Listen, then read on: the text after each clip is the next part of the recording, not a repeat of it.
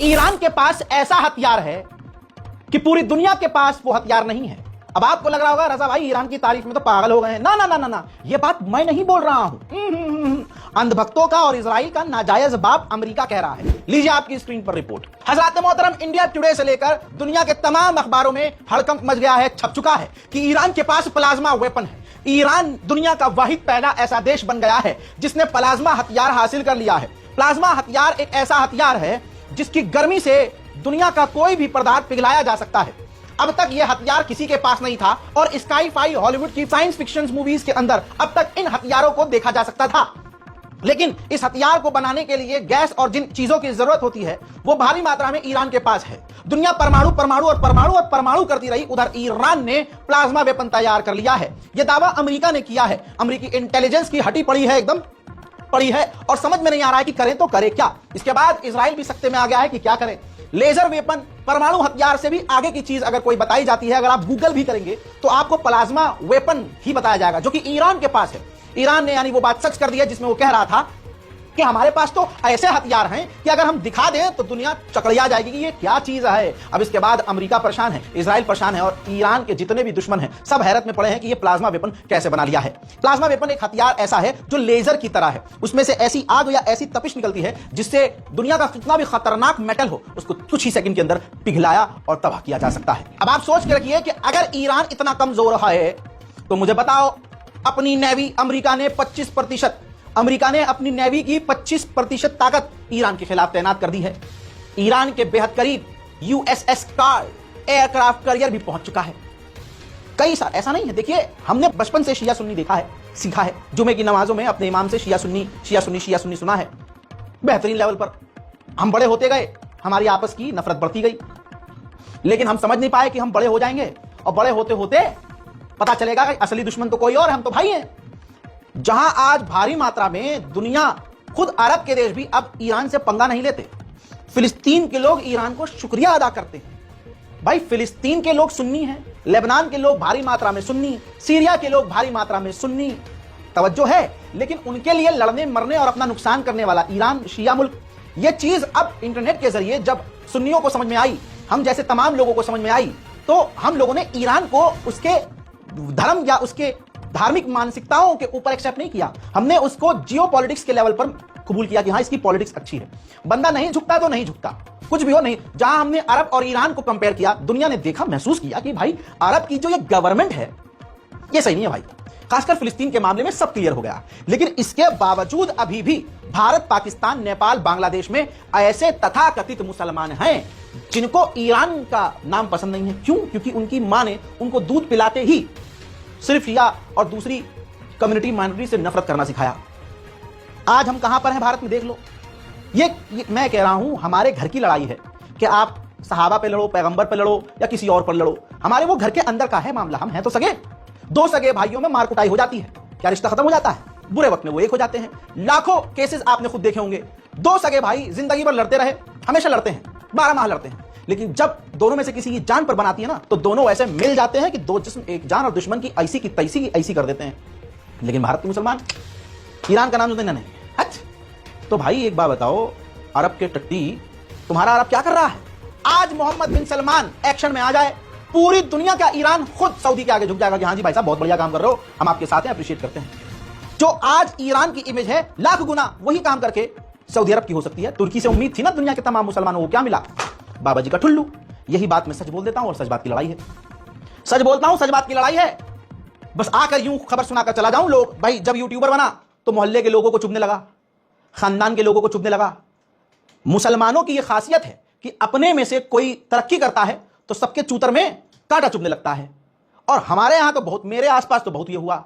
बचपन में जो गली के कुत्ते झुंड में पकड़कर मुझे टपरी मार दिया करते थे, और मेरे बड़े होने तक और यहां तक पहुंचने तक अभी भी गली के चौराहे पर टपोरियों की तरह खड़े होकर बेरोजगार, शादी हो गए, 2 बच्चे हो गए, लेकिन बेरोजगार हैं, आज भी वहीं बेगैरती की तरह खड़े रहते हैं, काम धंधा है नहीं। आज तो वो मेरे पीछे नहीं पड़ सकते, लेकिन आज उनका शिकार कोई और है। आप समझ रहे हो? जब आप, ये मेरी कहानी नहीं है, हर मुसलमान की कहानी है जो बेचारा कामयाब जैसे तैसे हुआ। खुद सट्टे ब्याज और जुए का काम और दूसरे की जमीन हड़प कर हराम का मकान, 5 टाइम के नमाजी। और जब इमाम साहब बयान देते हैं हराम और हलाल पर, हराम खाने वाला सबसे ऊंचा हाथ उठाता है, वाह वाह सुभान अल्लाह, क्या कह दिया किबला साहब, तवज्जो है? सच बोलता हूं तो लड़ाई हो जाती है। बचपन से ही मुंह फट आदमी हूं मैं। अल्लाह ने जिस्म में इतनी ताकत दी हो या ना दी हो, जिगर में बहुत दी है, और मेन जिगर ही होता है, वरना इतना बॉडी फुला लो 2.5 इंच की गोली में आदमी खत्म। हजरात, ये अपनी कहानी मैं आपको और अपने जैसे भाइयों को इंस्पायर करने के लिए बताता हूं कि हमेशा सच बोलो और सच का साथ दो, क्योंकि अगर आप सच के साथ होगे, भले ही दुनिया तुम्हारे खिलाफ होगी, अल्लाह तुम्हारा साथ देगा। मैं बताता हूं आज आपको, इसी वीडियो में बताता हूं, मैं ऐसे घर से निकला हूं जिस घर को हमेशा खानदान ने ही दबाया, हमेशा मोहल्ले ने। इमाम के लड़के को तो, और इमाम को तो, पहली बार खुलासा कर रहा हूं, मौलाना के बेटे को, जी हां सही सुना, मैं इमाम का बेटा हूं। मेरे बाप ने 27-28 साल एक ही मस्जिद में इमामत की है और आज भी कर रहे हैं। और किस किस सर्कमस्टेंसेस में की है मुझे पता है, क्या तनख्वाह होती है मुझे आज भी याद है। 2-2.5 हजार तनख्वाह, और आज भी मेरे बाप की 15 से 18 हजार तनख्वाह, वो भी जब मेरी वालिदा पढ़ाती हैं बच्चों को तब जाकर। मेरे माँ बाप मौलवन जिसे आप कहेंगे और मौलाना इमाम दोनों मेहनत करते हैं, तब जाकर 18,000 2025 की तारीख में तनख्वाह है आज भी। आप समझ रहे हो? और आसपास जितनी कमेटियां आई, जितने लोग आए, सबने यही चाहा कि अब तो हम सदर सेक्रेटरी हैं, मौलाना वही मिंबर से बयान दे जैसा हम चाहते हैं।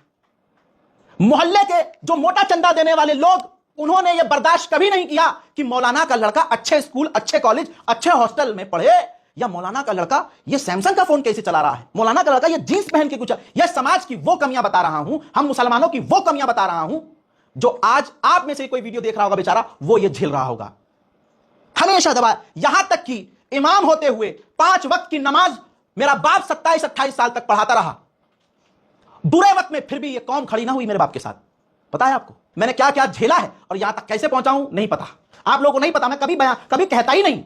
ये चीज भी मैंने अपने बाप से सीखी। सहते रहो, सहते रहो, सहते रहो, खामोश रहो, ताकि रिश्ते खराब ना हो। लेकिन ये सहते सहते भी कौन से रिश्ते बच गए।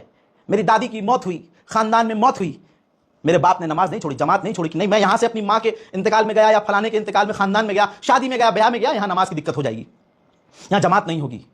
मिला क्या? तब भी लोगों को मौलाना के लड़के से दिक्कत। 28 साल में एक मकान न ले सका मेरा बाप, और 28 साल किसी शहर में रहकर एक जगह काम करके एक बंदा फ्लैट तक न ले सके, तो दोस्तों वो ईमानदार है, ये याद रखिएगा।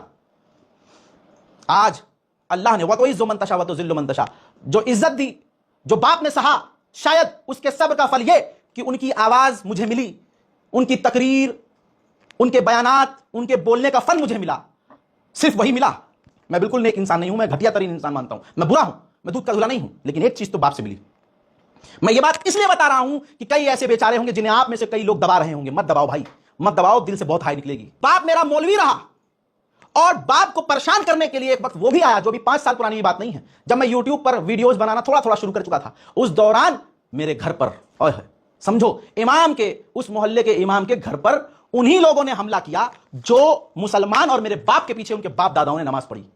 हमला किया भाई, अगर मैं उनके उस वक्त हाथ लगता तो मेरा कत्ल कर देते। और बात राई के बराबर छोटी, क्योंकि पैसा था उनके पास, कमेटी के मेंबर थे वो लोग। धमकाया गया, डरा, इतना प्रेशर, इतना। एक इज्जतदार आदमी और खासकर इमाम का जब अम्मामा और टोपी उछाली जाए ना भाई, तो उसके लिए वही जिंदा मौत होती है। जीते जी मेरे बाप को मार दिया इन लोगों ने। आज भी उनकी दिमाग से लेकर जिस्म, उनके ऊपर अटैक जो हुआ वो नसों का अटैक हुआ। अब वो वैसे नहीं रहे जैसे पहले हुआ करते थे। किसकी वजह से? 27 साल 28 साल एक जगह काम करके इस कौम ने, इन लोगों ने मेरे बाप को क्या दिया और मुझे क्या दिया? जो दिया अल्लाह ने दिया। आज वही लोग, मैं यहां तक पहुंच गया हूं, उनको पसंद नहीं है कि ये बोल रहा है। याद रखना, मैं हमेशा इशारा करता हूं, मुझे गैरों से खतरा नहीं है, अपनों से खतरा है।